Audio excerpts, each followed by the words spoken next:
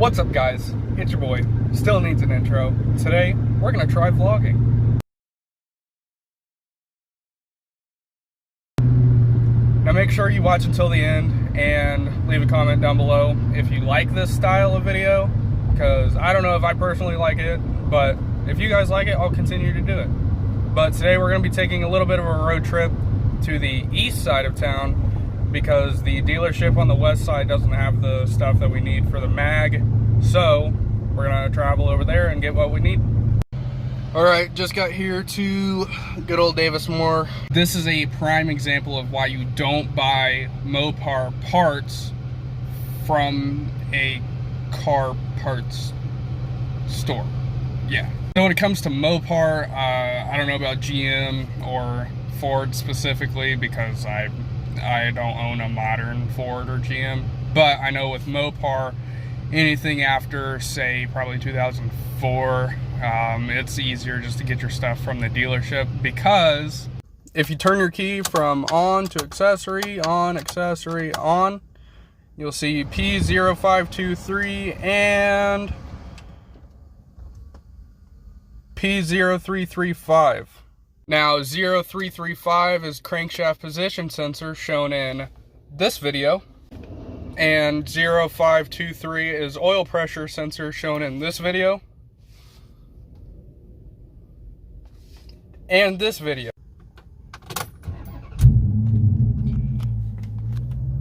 Alright, we're back from inside. We got our proper Mopar oil pressure sensor, check engine light, and our proper Mopar crankshaft position sensor with not one but two receipts. We have our oil pressure sensor receipt for a grand total of $46.87 and our crankshaft position sensor for a whopping $98.58. After everything was said and done, we have a total of $145.45 for two sensors. But at least my car is going to work now, so it's always a plus. So now we get to take the half-hour commute back to the west side of Wichita where I live. So I need to fix that.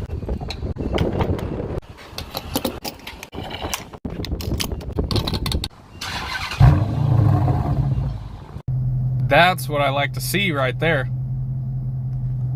Not that. That. Not that. That.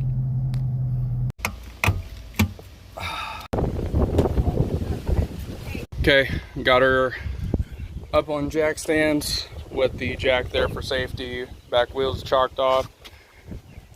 Now all of the stuff is taken out of the trunk. So I'm going to disconnect negative battery terminal, 10mm wrench, and as always, don't close your hatch because then you can't open it back up. There's Daddy's car. Here you can see the hay that is still left over from Halloween, which was like 9 months ago. So yeah, 9-month-old hay. Right, got her off of there and tucked underneath. So now it's time to go under the hood.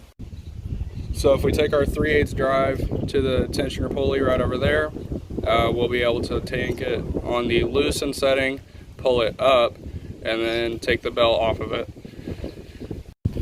Alright, got the belt pulled off down there, and I didn't record it, but I already got the top bolt taken out.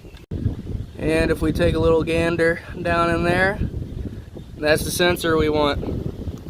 So again, just remove the alternator, put it up out of the way, and then you can see her right back in there. So got the wire pulled off, and then we can just pull it through this hole right here. Way we can just get it up out of the way and begin to take the sensor off. Here we have the ever so magical 1 1/16 inch socket that fits this baby like a glove. So we're just gonna slap her on there really quick. Look at that. Alright, and here's this little booger. I don't know what the issue is other than the fact that I didn't buy it from a dealership. But this brings me to my next point. Now the amount that I paid for the first sensor in the original video of the oil pressure sensor, it was a $17 part off of Amazon. And it ended up going out 3 days later. So before the dyno video, you saw me change the oil pressure sensor a second time. This one, to be exact. Now this right here was a $30 part from O'Reilly's. And I figured, okay, since I'm buying it from a auto parts store, should work out a little better, right? No. Now I understand that somehow, some way, Donut Media always beats me to these videos. They beat me to the exhaust video. They beat me to the air intake video. And now they're beating me to the worth it part. But I technically beat them on the power steering rack, so that's always a cool thing. But this shows, is it worth it to save a couple dollars for something you don't know 100% is going to work? In my case, yes and no. It definitely has its positives. I can change this oil pressure sensor in about half an hour now, and it's a little upsetting that I can do that, but I can. But the fact that I could have started off by buying this $45 sensor rather than paying for a $17 sensor, a $30 sensor, and a $45 sensor, I would have saved enough money to buy another one of these if I wanted to. My point is, when it comes to engine management systems, so your sensors, your mass airflow sensor, oil sensor, crankshaft sensor, your tire pressure sensor, your fuel pump, your all of that stuff, anything that has to run through the computer to make sure that your car is running properly, just buy it from a dealer. Buy it from a dealer and you're going to be way better off. So, time to install this one. Alright, I got her all buttoned back up, and hopefully you know how to do that, considering this is my most viewed video. So, there you go. So I got the starter removed up and out of the way, and there you can see the sensor held on by a 10mm bolt. And out with the old, and with the new. Alright, got their ball button back up. I'm going to throw this back on there. Then we will tighten that, like so. And now we're going to throw everything back in the trunk. Got her all thrown back together with our extra nuts and bolts. So now it's time to set her back on the ground and start her up.